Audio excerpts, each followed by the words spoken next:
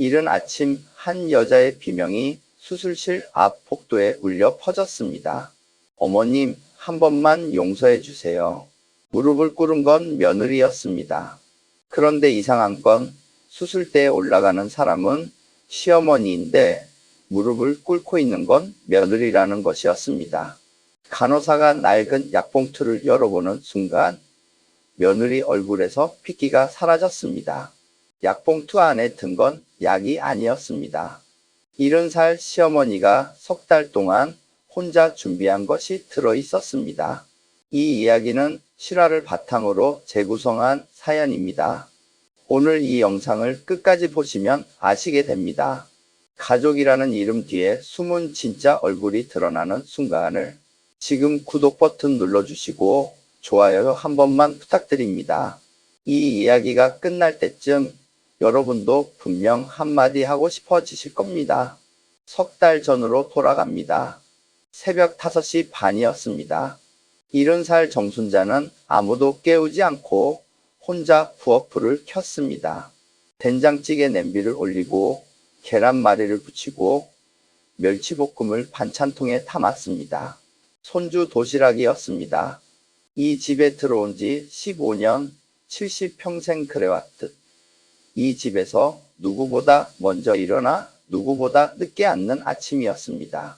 가스불 위에서 된장찌개가 보글보글 끓었습니다. 된장 냄새가 집안을 채웠습니다. 정순자는 국자로 국물간을 보다가 문득 멈췄습니다. 매일 똑같은 아침인데 요즘은 이상하게 이 부엌이 자기 자리가 아닌 것 같은 느낌이 들었습니다. 그 느낌을 무시하고 다시 국자를 들었습니다. 손주가 부스스한 얼굴로 부엌에 들어왔습니다. 계란말이를 입에 우겨 넣으며 가방을 들었습니다. 할머니, 나 간다. 현관문이 닫혔습니다. 정순자는 그 뒷모습을 보다가 조용히 웃었습니다. 손주가 밥 먹는 모습, 그것이 이 집에서 자기한테 남은 거의 전부라는 것을 그때는 미처 몰랐습니다. 며느리 김미영이 식탁에 앉았습니다. 찌개 뚜껑도 열어보지 않고 말했습니다. 어머님, 또 짜게 하셨어요. 몇 번을 말씀드려야 돼요. 정순자는 대답하지 않았습니다. 아들 민수는 넥타이를 매면서 부엌을 스쳐 지나갔습니다. 엄마, 잘 드세요. 한마디만 남기고 현관문이 닫혔습니다. 정순자는 두 사람이 빠져나간 식탁 앞에서 혼자 숟가락을 들었습니다. 이 집에서 15년을 살았는데 지금 이 부엌에서 자신은 가족이 아니라 아침을 만드는 기계 같았습니다. 그날 오후 정순자는 경로당에도 가지 않고 방에 누워 있었습니다. 배가 은근히 아팠습니다. 요 며칠 사이 통증이 찾아졌는데 아무에게도 말하지 않았습니다. 말해봐야 돌아오는 건 병원 가세요가 아니라 어머님도 이제 전문적으로 돌봄 받으셔야 하지 않겠어요? 였으니까요. 그 말이 무슨 뜻인지 정순자는 벌써 알고 있었습니다. 그리고 그날 밤이었습니다. 갑자기 배를 쥐어짜는 듯한 통증이 왔습니다. 정순자는 방바닥을 짚으며 소리를 질렀습니다.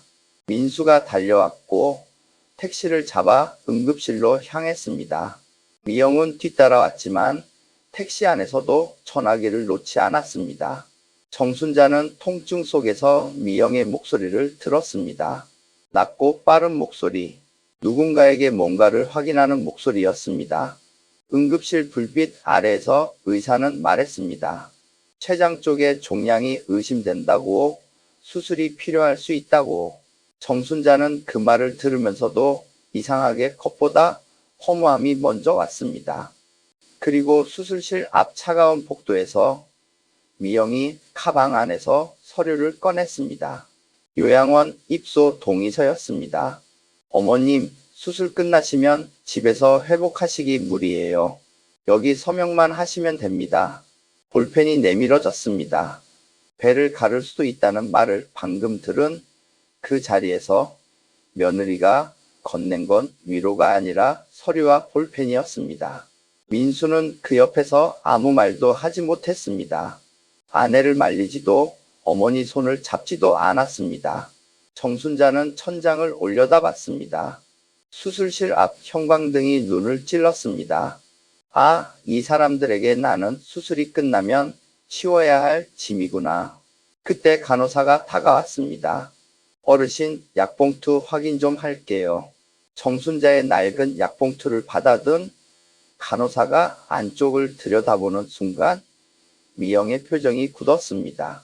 간호사 눈이 달라졌습니다. 불과 10분 뒤 미영 손에 있던 요양원 서류는 사라졌고 미영은 수술실 앞 복도 바닥에 무릎을 꿇었습니다. 어머님, 제가 잘못했어요. 한 번만 용서해 주세요. 무릎을 꿇은 건 며느리였지만 무너진 건 그녀의 계산이었습니다. 그 약봉투 안에 대체 무엇이 들어 있었던 걸까요? 70살 시어머니는 어떻게 석 달을 버텼던 걸까요? 이야기는 지금부터 시작됩니다. 정순자가 된장찌개 냄비 앞에서 소리 없이 울던 그날 밤으로 돌아갑니다. 남편을 먼저 보내고 아들 집에 들어온 지 15년이었습니다. 손주가 어릴 때는 새벽마다 밥 짓고 유치원 보냈고 며느리 미영이 맞벌이 시작했을 때는 도시락까지 싸서 손주 가방에 넣어줬습니다. 아들 민수가 전세 보증금 모자란다 했을 때 적금 깨서 500만 원 보탰고 손주 학원비 끊긴다고 울상이던 때는 노령연금 모아둔 것에서 100만 원씩 쥐어줬습니다. 미영이 둘째를 유산하고 몸이 안 좋았을 때는 2달 동안 삼시세끼 미역국을 끓이면서 빨래부터 장보기까지 혼자 다 했습니다. 그렇게 이 가족한테 건넨 돈이 7천만 원이 넘었습니다. 돈만이 아니었습니다. 15년치 새벽밥과 도시락과 빨래와 설거지, 그 시간을 합치면 정순자의 노후 전부였습니다. 그런데 손주가 크고 집안 형편이 나아지자 정순자는 고마운 사람이 아니라 불편한 존재가 되어갔습니다. 미영은 반찬 간이 세다. 같은 말을 2번 한다. 방에서 약 냄새가 난다며 하루에도 서너 번 트집을 잡았습니다. 정순자가 거실 소파에 앉아 있으면 어머님 방에서 쉬세요. 손님 오시거든요 라며 방으로 밀어 넣었습니다. 손님이 온 적은 없었습니다. 그러더니 어느 날부터 미영은 식탁 위에 요양원 전단지를 올려놓기 시작했습니다. 어머님도 이제 전문적으로 돌봄 받으셔야죠. 요즘 좋은 데 많아요. 장기요양 등급 이야기가 거실에서 들려왔고 미영은 동네 복지관에 전화까지 했습니다. 정순자는 아무 말도 하지 않았습니다. 참는 게 습관이 된 사람이었으니까요. 그런데 그날 밤이 달랐습니다. 손주 방 불을 끌어나왔다가 거실에서 낮은 목소리가 들렸습니다. 미영이었습니다. 당장 이번 달 카드값이랑 이자만 190이야. 어머님 집이라도 빨리 정리해야 숨통이 트이지. 정순자는 복도벽에 등을 붙이고 숨을 멈췄습니다. 민수가 작게 말했습니다. 엄마가 살아계신데. 그러자 미영이 쏘아 붙였습니다. 그럼 당신이 돈 만들어 와. 시세 8억 넘는 집에 혼자 이름 올려놓고 계신데 우리가 이렇게 죽겠는데 가만히 보는 게 맞아? 민수는 아무 말도 하지 못했습니다. 그 침묵이 정순자에게는 대답보다 더 무거웠습니다. 정순자는 방 안으로 돌아와 이불을 끌어안았습니다. 손이 떨렸습니다. 심장이 찢어지는 것 같았습니다. 그리고 한참 뒤에 부엌으로 나갔습니다. 아까 먹다 남은 된장찌개 냄비가 가스레인지 위에 그대로 있었습니다. 뚜껑을 열었습니다. 아침에 자기가 끓인 된장찌개였습니다. 짜다고 했던 그 찌개, 국물이 졸아서 바닥이 보였습니다. 정순자는 그 냄비 앞에 서서 소리 없이 울었습니다. 눈물이 냄비 안으로 떨어졌습니다. 평생 이 가족을 위해 살았습니다. 새벽마다 밥을 짓고 적금을 깨고 연금을 쥐어주고 몸이 아파도 참으며 살았습니다. 그런데 내 마지막 대접이 8억짜리 짐덩어리라는 말입니까? 내가 이 집에서 가족이 아니라 팔아야 할 부동산이었단 말입니까? 울음이 멈추자 이상하게도 정신이 또렷해졌습니다. 눈물이 빠져나간 자리에 차가운 것이 들어왔습니다. 분노가 아니었습니다. 각오였습니다. 정순자는 냄비 뚜껑을 덮고 불을 끄며 생각했습니다. 이대로 당하면 안 된다고. 내 인생의 마지막 싸움은 내가 시작해야 한다고. 그날 밤 정순자는 처음으로 잠들지 않았습니다. 방 안 서랍에서 남편 영정 사진을 꺼내 한참을 들여다봤습니다. 그리고 작게 중얼거렸습니다. 여보, 나 이제 참지 않을 거야. 다음 날 아침 정순자는 아무에게도 말하지 않고 집을 나섰습니다. 동네 병원이 아니라 버스를 2번 갈아타고 대학병원까지 갔습니다. 며칠 전 응급실에서 받은 소견서를 들고 외래 접수를 했습니다. 혼자였습니다. 대기실 의자에 앉아 번호표를 치고 있는데 옆자리 할머니가 말을 걸었습니다. 보호자분은요? 정순자는 웃으며 대답했습니다. 오늘은 혼자 왔어요. 그 웃음이 얼마나 쓴 웃음이었는지 옆자리 할머니는 몰랐을 겁니다. 검사 결과는 응급실 소견보다 무거웠습니다. 췌장 근처 종양 의심, 크기와 위치상 수술이 필요하고 빨리 잡으면 절제가 가능하지만 늦추면 전이 위험이 있다고 했습니다. 의사는 말했습니다. 가족분과 상의하시고 수술 일정 잡으시죠. 정순자는 고개를 끄덕였지만 그 말을 집으로 가져가지 않았습니다. 왜냐하면 그 집에서 자신의 몸이 아프다는 건 걱정의 대상이 아니라 처분의 빌미가 될 것을 알았기 때문입니다. 몸이 약해지면 보호자 명분이 생기고 보호자 명분이 생기면 집문서가 움직입니다. 정순자는 검사 결과지를 접어 가방 깊숙이 넣었습니다. 그리고 사흘 뒤 정순자는 자기 방에서 낮잠을 자다가 소리에 잠이 깼습니다. 서랍 여닫는 소리였습니다. 가만히 눈을 가늘게 뜨자 미영이 정순자 방 서랍장 앞에 서 있었습니다.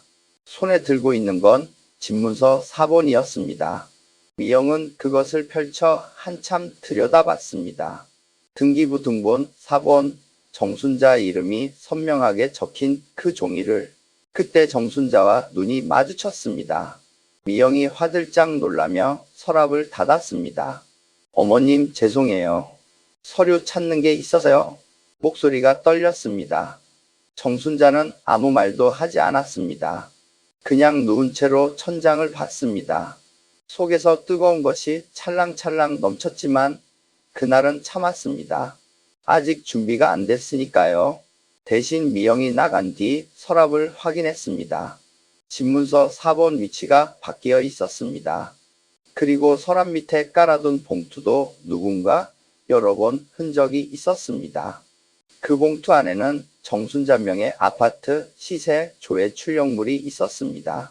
미영이 언제 뽑아놓은 건지 정순자도 몰랐던 종이였습니다. 시세 8억 2천만 원. 빨간 형광펜으로 밑줄이 그어져 있었습니다. 정순자는 그날부터 하나씩 알아내기 시작했습니다. 민수 지갑에서 떨어진 영수증, 미영이 전화 통화하다 흘린 말, 우편함에 꽂혀있던 대출 톡촉 안내문, 퍼즐 조각이 맞춰졌습니다. 민수와 미영은 1년 전 지인 소개로 상가 투자에 손을 댔습니다. 경기도 외곽 신도시 상가 분양이었습니다. 분양가 3억 2천만 원, 계약금과 중도금으로 1억을 넣었는데 입주 후 공실이 이어졌습니다. 세입자가 들어오지 않으니 대출이자는 고스란히 부부 몫이었습니다. 거기에 미영이 남편 몰래 쓴 카드론 4천만 원이 더해졌습니다. 합산 빚이 1억 4천만 원, 월 이자만 190만 원이었습니다. 민수 월급 350만 원에서 이자를 빼면 생활비가 남지 않았습니다. 눈앞에 대출 없는 시어머니 명의 아파트가 있었습니다. 미영에게 정순자의 몸이 약해지는 건 걱정이 아니라 기회였습니다. 몸이 약해지면 판단력이 흐려졌다는 명분을 잡을 수 있고 요양원에 넣으면 보호자가 되고 보호자가 되면 재산을 움직일 수 있다고 믿었습니다. 그래서 미영은 더 조급해졌습니다. 어느 날 저녁 정순자가 부엌에서 설거지를 하고 있는데 거실에서 손주 목소리가 들렸습니다. 엄마, 진짜야? 할머니 방 내 방돼? 미영이 대답했습니다. 할머니가 좋은데 가시면 그렇게 되는 거지. 손주는 신이 나서 와, 그럼 책상도 새로 사줘? 라고 했습니다. 설거지하던 정순자의 손이 멈췄습니다. 첩실을 쥔 손에서 힘이 빠졌습니다. 새벽마다 도시락 싸주고 연금 쪼개 학원비 대주고 아플 때 밤새 이마 짚어주던 그 할머니가 손주에게는 방 비워줄 사람이 된 것이었습니다. 그날 밤 정순자는 방에 앉아 오래 생각했습니다. 그리고 휴대전화를 꺼내 검색창에 글자를 쳤습니다. 법률구조공단 상담 전화번호가 나왔습니다. 정순자는 그 번호를 수첩에 적었습니다. 손이 떨렸지만 글씨는 또박또박했습니다. 정순자가 법률구조공단에 전화를 건 건 그 다음 주 월요일이었습니다. 미영과 민수가 출근하고 손주가 학교에 간 빈집에서 정순자는 수첩에 적어둔 번호를 눌렀습니다. 손가락이 떨렸습니다. 평생 관공서 전화 한 번 안 해본 사람이었습니다. 상담원이 받았습니다. 정순자는 더듬더듬 말했습니다. 저기 제가 일은인데요. 며느리가 제 집을 자꾸 팔라고 하는데 제가 싫다고 하면 못 파는 거 맞죠? 상담원은 친절했습니다. 명의자 본인 동의 없이는 절대 처분할 수 없다고, 혹시 보호자가 강제로 서류를 받으려 하면 녹취나 메모를 남겨두라고 했습니다. 정순자는 그 말을 수첩에 또박또박 받아 적었습니다. 그런데 정순자가 집 밖에서 조용히 준비하는 동안 미영은 훨씬 빠르게 움직이고 있었습니다. 미영은 혼자 동네 요양원을 찾아갔습니다. 점심시간에 원장실 문을 두드렸습니다. 원장 앞에 앉자마자 눈물부터 보였습니다. 시어머니가 요즘 자꾸 넘어지시고요. 같은 말씀을 하루에 서너 번 하세요. 판단력도 좀 흐려지신 것 같아서 저희가 감당이 안 됩니다. 전부 거짓말이었습니다. 정순자는 혼자 버스 갈아타고 대학병원까지 가는 사람이었습니다. 시장도 혼자 보고 약도 혼자 타오고 경로당 화투판에서도 계산이 가장 빨랐습니다. 하지만 미영은 시어머니를 치매 직전의 노인처럼 포장했습니다. 원장은 입소 가능 여부와 월 비용을 안내했습니다. 미영은 메모까지 했습니다. 그리고 물었습니다. 혹시 응급 상황이면, 그러니까 갑자기 수술을 받으시게 되면 바로 입소도 가능한가요? 원장이 대답했습니다. 보호자 서명만 받아오시면 언제든 가능합니다. 미영은 고개를 끄덕이며 서류를 받아들었습니다. 보호자 서명란이 3군데 있는 입소 동의서. 미영은 그 종이를 가방 깊숙이 넣었습니다. 시어머니가 쓰러지는 날이 곧 기회라는 계산이 이미 끝나 있었습니다. 그 무렵 정순자는 아들한테 한 번만 물어보기로 했습니다. 마지막 기회를 주고 싶었습니다. 어느 저녁 미영이 장을 보러 나간 사이 정순자는 민수와 단둘이 거실에 앉았습니다. 텔레비전을 끄고 조용히 말을 꺼냈습니다. 민수야, 엄마 집 어떻게 할 거니? 솔직하게 말해줘. 민수는 한동안 말이 없었습니다. 리모컨을 만지작거리며 시선을 피했습니다. 정순자는 기다렸습니다. 이 아이가 뭐라고 하든 들을 준비가 되어 있었습니다. 설령 집을 팔자고 해도 아들 입에서 직접 나온 말이라면 차라리 나았습니다. 그런데 민수가 꺼낸 말은 그게 아니었습니다. 미영이 말이 맞는 것 같아요. 엄마도 이제 혼자 감당하시긴 무리잖아요. 정순자는 그 말을 듣는 순간 심장이 쪼그라드는 것 같았습니다. 집을 팔겠다는 말이 아니었습니다. 엄마가 혼자 살 능력이 없다는 말이었습니다. 미영이 요양원 원장한테 했던 거짓말과 똑같은 논리였습니다. 아내 눈치를 보는 거라는 걸 알았습니다. 그래도 설마 제 어머니를 두고 그 말을 할 줄은 몰랐습니다. 정순자가 다시 물었습니다. 그러면 엄마 집은? 민수는 끝내 눈을 마주치지 못하고 말했습니다. 엄마가 요양원에서 편하게 계시면 그 집은 정리하는 게 맞지 않을까요? 유지비도 나가고. 유지비. 엄마가 평생 모아 산 집을 유지비라는 단어로 정리하는 아들이었습니다. 그날 밤 정순자는 잠이 오지 않았습니다. 불을 끄고 누워 천장을 봤습니다. 민수가 6살에 폐렴으로 입원했을 때가 떠올랐습니다. 병원 침대에서 엄마 손을 꼭 잡고 말했습니다. 엄마, 나 혼자 두고 가지 마. 그 손이 얼마나 작고 뜨거웠는지 30년이 넘었는데도 손바닥에 남아 있었습니다. 초등학교 입학식 날 비가 쏟아지는 운동장에서 우산 없이 서 있는 엄마를 보더니 뛰어와 외쳤습니다. 엄마, 나 크면 꼭 호강시켜 줄게. 그 목소리가 아직도 귀에 맴돌았습니다. 그 아이가 지금은 아내 눈치 때문에 어머니한테 미영이 말이 맞는 것 같아요 라고 말하는 사람이 됐습니다. 호강은커녕 엄마를 요양원에 놓고 집을 정리하자는 사람이 됐습니다. 정순자는 베개를 적시며 생각했습니다. 아들이 나쁜 게 아니라 비겁한 거라고. 비겁한 건 나쁜 것보다 더 구제가 안 된다고. 그날 밤 이후 정순자는 더 이상 흔들리지 않았습니다. 눈물도 나지 않았습니다.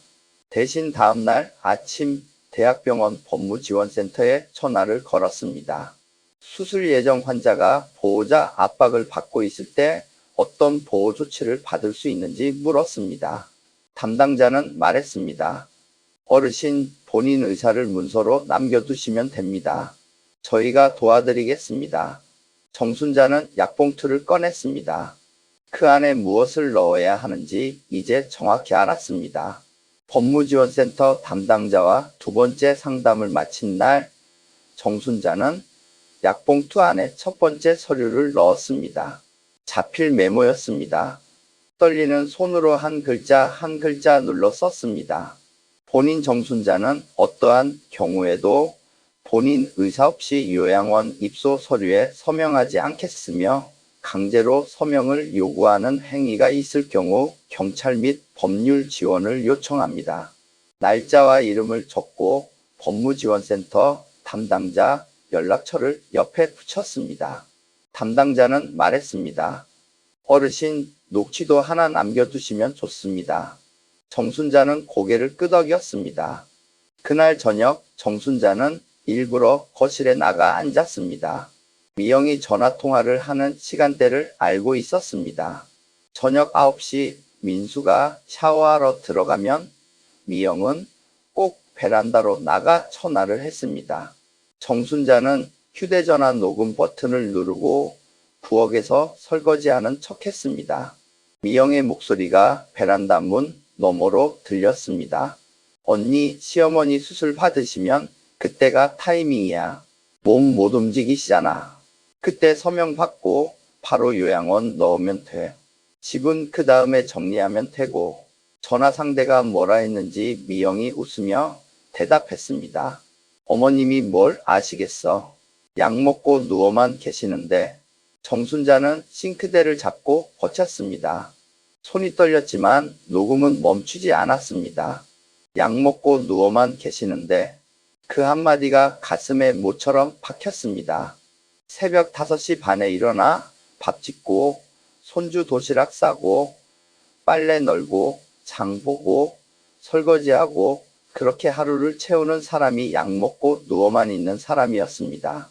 녹음이 끝난 뒤 정순자는 파일을 확인했습니다. 2분 47초. 그 파일을 다음날 법무지원센터에 전달했습니다. 담당자는 파일을 접수하며 말했습니다. 어르신 잘하셨습니다. 이건 중요한 증거가 됩니다. 약봉투 안에 두 번째 서류가 들어갔습니다. 녹취 파일이 법무지원센터에 보관돼 있다는 확인 쪽지였습니다. 그리고 세 번째, 대학병원에서 받은 종양 검사 결과 4번. 정순자는 이 세 가지를 낡은 약봉투에 넣고 맨 마지막에 짧은 문장 하나를 메모지에 적어 끼워 넣었습니다. 서류 강요시 경찰 요청. 7글자. 약봉투는 일부러 허름하게 두었습니다. 겉에 위장약 이름이 적힌 낡은 갈색 봉투. 며느리 눈에는 늙은 시어머니가 매일 들고 다니는 약봉투로 보여야 했습니다. 그 안에 자기 인생을 지킬 무기가 들어있다는 걸 아무도 몰라야 했습니다. 약봉투가 완성된 날, 정순자는 방에 앉아 오래 봉투를 들여다봤습니다. 이것이 내 마지막 보험이구나. 70년을 살면서 한 번도 누구와 싸워본 적 없는 사람이 제 가족을 상대로 증거를 모으고 있다는 사실이 서글펐습니다. 하지만 서글픔보다 단단한 것이 있었습니다. 내 집과 내 몸의 결정권은 내가 쥔다는 것. 그것 하나를 지키기 위해 석 달을 버텼습니다. 그리고 열흘 뒤 새벽 2시였습니다. 정순자는 잠을 자다가 배를 찌르는 듯한 통증에 비명을 질렀습니다. 온몸에 식은땀이 났고 손끝이 차가워졌습니다. 민수가 놀라 방으로 뛰어왔고 정순자를 업어 현관으로 나갔습니다. 미영이 뒤따라 나오며 택시를 잡았습니다. 겉으로는 다급한 표정이었습니다.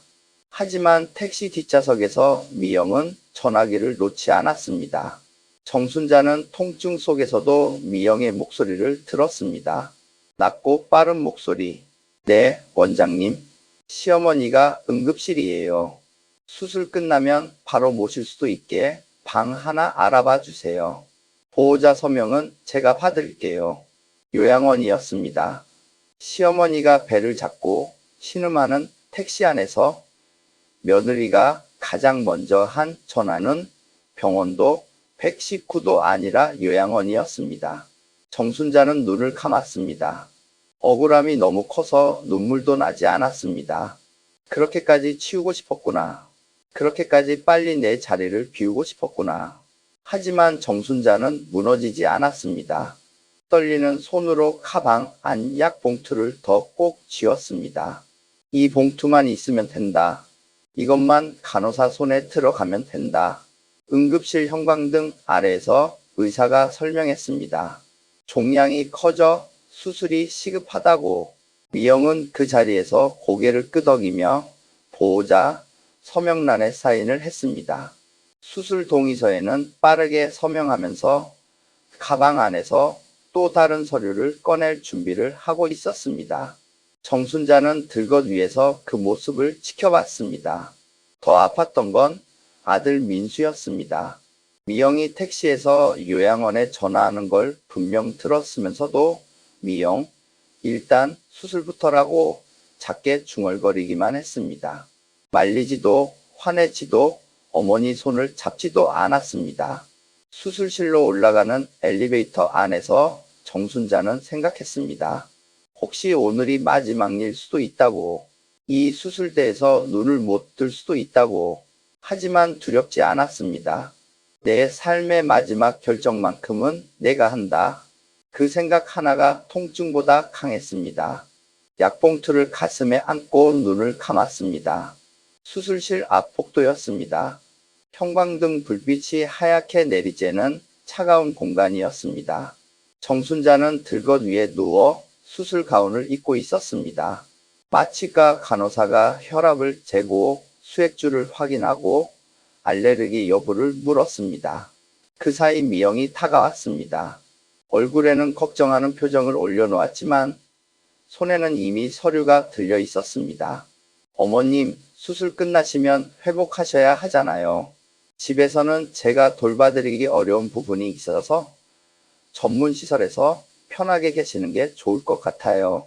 목소리는 부드러웠습니다. 하지만 내미는 손은 급했습니다. 볼펜까지 뚜껑을 열어 건넸습니다. 여기 서명만 하시면 됩니다.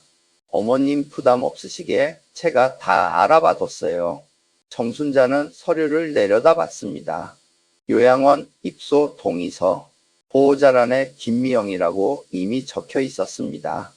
입소자 서명란만 비어 있었습니다. 미영은 이 순간을 석 달 동안 기다려온 것이었습니다. 시어머니가 가장 약하고 가장 겁먹고 가장 판단력이 흐려질 수술 직전이라는 이 순간을 바로 그때 간호사가 다가왔습니다. 어르신, 복용 중인 약 확인할게요. 약봉투 있으시면 주세요. 정순자는 가방에서 낡은 갈색 약봉투를 꺼내 건넸습니다. 간호사가 봉투를 열었습니다. 위장약 몇 알이 비닐에 담겨 있었고 그 아래 접힌 종이들이 있었습니다. 간호사는 약을 확인하려다 종이를 펼쳤습니다. 그리고 읽기 시작했습니다. 간호사 표정이 굳었습니다. 한 장, 두 장, 세 장. 자필 메모, 확인 쪽지, 검사 결과 사본. 그리고 맨 마지막 메모지. 서류 강요시 경찰 요청. 간호사는 약봉투를 내려놓고 정순자를 바라봤습니다. 그리고 조용히 그러나 또렷한 목소리로 말했습니다. 보호자분 잠깐 자리 비워주시겠어요? 미영이 멈칫했습니다. 네? 왜요? 저 보호자인데요. 간호사가 한 번 더 말했습니다. 환자분과 단독으로 확인할 사항이 있습니다. 잠시만 나가 계세요. 미영은 당황한 기색을 감추며 한 발 물러섰습니다. 간호사가 정순자에게 물었습니다. 어르신, 혹시 보호자한테 서류 서명 압박 받으신 적 있으세요? 복도가 조용해졌습니다. 민수가 뒤에서 숨을 멈추는 소리가 들렸습니다. 정순자는 대답 대신 며느리를 바라봤습니다. 말 한마디 하지 않았습니다. 그 눈빛 하나의 미영은 자기가 무슨 짓을 했는지 들킨 것을 알아차렸습니다. 미영 얼굴에서 핏기가 빠져나갔습니다. 간호사는 법무지원센터에 연락했습니다. 담당자가 10분 만에 내려왔습니다. 정순자의 자필 메모가 확인됐습니다. 녹취 파일 보관 사실이 확인됐습니다. 재산 관련 서류 강요 총황, 요양원 입소를 빌미로 한 보호자 압박 가능성. 담당자는 미영 부부 앞에서 차분하게 말했습니다. 정순자님은 본인 의사를 사전에 명확히 밝혀두셨고 관련 증거도 보관되어 있습니다. 미영 얼굴이 사색이 됐습니다. 민수도 마찬가지였습니다. 그리고 민수는 그제야 아내 휴대전화를 들여다봤습니다. 요양원 원장과 주고받은 문자가 줄줄이 올라와 있었습니다. 예약 가능합니다. 보호자 서명 필요합니다. 수술 후 바로 입소 가능합니다. 어머니가 사람이 아니라 일정표처럼 적혀 있었습니다. 민수 손에서 전화기가 떨어질 뻔했습니다. 담당자가 물었습니다. 정순자님, 보호자 지정 누구로 하시겠습니까? 그 질문 하나에 수술실 앞 공기가 얼어붙었습니다. 아까까지만 해도 미영 부부는 자신들이 시어머니 인생을 정리할 수 있는 사람인 줄 알았습니다. 서명 한 장이면 요양원에 넣을 수 있고 보호자 명분이면 집을 움직일 수 있다고 믿었습니다. 그런데 지금은 정반대였습니다. 정순자가 직접 결정하는 자리가 된 것이었습니다. 권력이 뒤집힌 순간이었습니다. 정순자는 천천히 입을 열었습니다. 목소리가 떨리지 않았습니다. 지금은 아무도 지정 안 하겠습니다. 잠깐 숨을 고르고 이어서 말했습니다. 내가 수술받는 날 내 손에 볼펜 쥐어주며 요양원 서류부터 내민 사람이 내 보호자가 될 수는 없습니다. 그 말이 떨어지자 미영의 무릎이 꺾였습니다. 복도 바닥에 무릎을 꿇고 두 손을 모았습니다. 어머님, 제가 잘못했어요. 제가 정말 잘못했어요. 한 번만 용서해 주세요. 눈물이 쏟아졌습니다. 목소리가 갈라졌습니다. 옆에 있던 민수도 고개를 숙이며 엄마, 미안해요를 반복했습니다. 정순자는 그 모습을 내려다봤습니다. 이상할 만큼 담담했습니다. 분노보다 허무함이 먼저 왔습니다.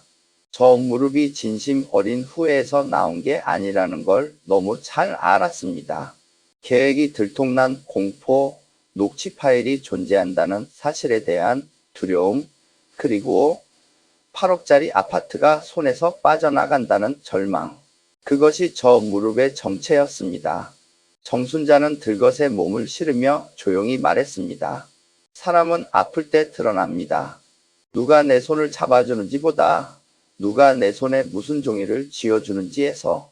수술실 문이 열렸습니다. 정순자가 들것제 안으로 들어갔습니다. 문이 닫혔습니다. 복도에는 무릎 꿇은 며느리와 고개 숙인 아들만 남았습니다. 형광등 불빛이 두 사람 위로 하얗게 내리쬐었습니다. 수술은 4시간 만에 끝났습니다. 종양은 초기에 발견돼 절제가 가능했습니다. 의사는 보호자들 앞에서 말했습니다. 조금만 더 늦었으면 전이가 시작됐을 거라고. 정순자가 혼자 대학병원을 찾아간 그날이 자기 목숨을 살린 셈이었습니다. 며느리가 알아봐 준 것도 아들이 데려다 준 것도 아니었습니다. 아무도 관심 없던 시어머니의 배 아픈 걸 시어머니 혼자 챙긴 것이었습니다. 병실로 옮겨진 정순자는 며칠 동안 사람들을 조용히 지켜봤습니다. 미영은 하루에도 서너 번씩 죽을 사왔습니다. 전복죽, 호박죽, 단팥죽, 병실 옆 테이블 위에 죽 그릇이 줄줄이 놓였습니다. 간호사 앞에서는 눈물을 글썽이며 제가 어머님 꼭 모실게요 라고 했습니다. 민수도 밤마다 병실 보호자 의자에 앉아 어머니 발을 주물렀습니다. 겉으로 보면 늦게라도 효자와 효부가 된 것 같았습니다. 하지만 정순자는 속지 않았습니다. 미영이 죽을 사오는 손과 수술실 앞에서 볼펜을 내밀던 손이 같은 손이었습니다. 간호사 앞에서 눈물 흘리는 얼굴과 요양원 원장 앞에서 시어머니가 치매라고 거짓말하던 얼굴이 같은 얼굴이었습니다. 달라진 건 상황이지 사람이 아니었습니다. 녹취 파일과 법무지원센터가 없었다면 미영은 지금쯤 요양원 입소 수속을 밟고 있었을 겁니다. 여러분이라면 어떻게 하시겠습니까? 이런 며느리에게 끝까지 기회를 주시겠습니까? 수술실 앞에서 무릎 꿇은 게 진심이라고 믿으시겠습니까? 아니면 오늘로 완전히 선을 그으시겠습니까? 댓글로 여러분의 생각을 꼭 남겨주십시오. 정순자의 마음은 이미 정해져 있었습니다. 퇴원 날이었습니다. 정순자는 병실 침대에 앉아 미리 준비한 서류 봉투를 꺼냈습니다. 미영과 민수가 병실에 있었습니다. 미영은 퇴원 짐을 싸고 있었고 민수는 수납 서류를 들고 서 있었습니다. 정순자가 말했습니다. 둘 다 앉아라. 두 사람이 앉았습니다. 정순자는 서류 봉투에서 종이 한 장을 꺼냈습니다. 그리고 읽었습니다. 나 정순자는 오늘부로 아들 집에서 나간다. 4명의 아파트는 내가 살아있는 동안 내 이름으로 둔다. 누구에게도 넘기지 않는다. 만약 내가 스스로 판단할 수 없는 몸이 되면 그 집은 자동으로 매각한다. 매각 대금의 반은 내 치료비와 간병비로 쓴다. 나머지 반은 손주 학비와 형편이 어려운 노인 환자 약값으로 기부한다. 미영 얼굴이 사색이 됐습니다. 매각 대금 배분의 며느리 이름은 어디에도 없었습니다. 아들 이름도 없었습니다. 요양원에 밀어놓고 보호자 명분으로 집을 움직이려던 계산이 완전히 돌이킬 수 없이 무너졌습니다. 미영이 입을 열었습니다. 어머님, 그건 너무... 정순자가 말을 잘랐습니다. 수술실 앞에서 내 손에 볼펜 쥐어준 사람이 내 재산에 대해 할 말은 없다. 미영은 입을 다물었습니다. 더 이상 할 말이 없었습니다. 정순자는 마지막으로 민수를 바라봤습니다. 오래 바라봤습니다. 6살의 병원 침대에서 엄마 손 잡던 아이. 입학식 날 비 맞으며 호강시켜 주겠다던 아이. 그 아이의 얼굴이 지금 이 40대 남자 얼굴 위에 겹쳐 보였습니다. 민수야, 넌 나쁜 아들이 아니다. 정순자의 목소리가 처음으로 떨렸습니다. 하지만 비겁한 아들이었다. 수술실 앞에서 넌 내 손 대신 서류 둔 내 아내를 먼저 봤다. 택시 안에서 미영이가 요양원에 전화하는 걸 들으면서도 넌 아무것도 하지 않았다. 민수는 끝내 고개를 들지 못하고 울었습니다. 소리 없이 어깨만 떨면서. 그 눈물은 뒤늦었지만 적어도 진짜였습니다. 수술실 앞 미영의 무릎과는 달랐습니다. 하지만 정순자는 알고 있었습니다. 용서와 진짜 눈물이 꼭 같은 건 아니라는 걸. 정순자는 혼자 병실을 나섰습니다. 아들 집이 아닌 법무지원센터 담당자가 알아봐준 실버주택으로 향했습니다.